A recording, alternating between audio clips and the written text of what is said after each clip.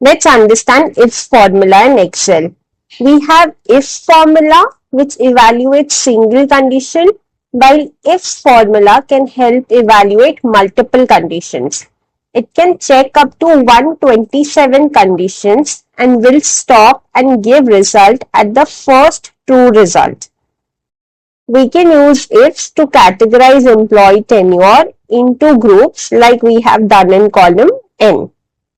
Let's begin and see the formula step by step. Equals to ifs.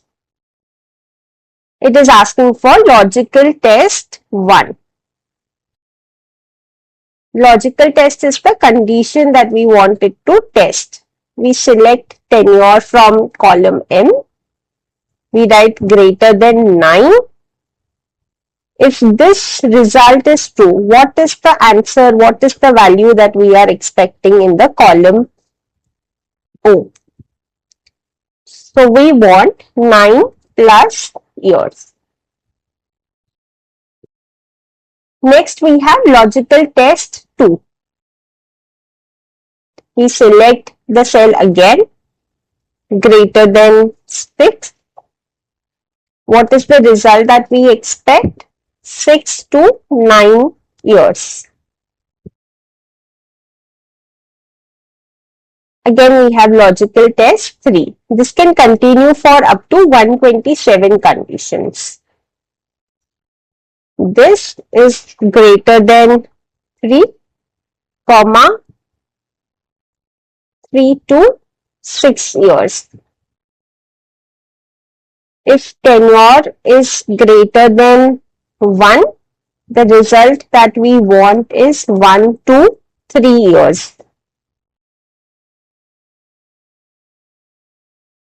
Since there is no false condition, every condition returns value only if the condition is true. So what we will do is, we will select this greater than 0. We want the result to be 0 to 1 years. We will make it greater than equal to 0. Let's understand this again step by step, how Excel views this data. Excel will check for the very first condition if tenure is greater than 9.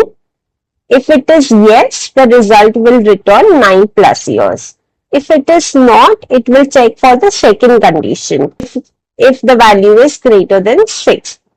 If yes, it will return 6 to 9 years. If not, it will again check for the third condition and it will continue till all the conditions are fulfilled.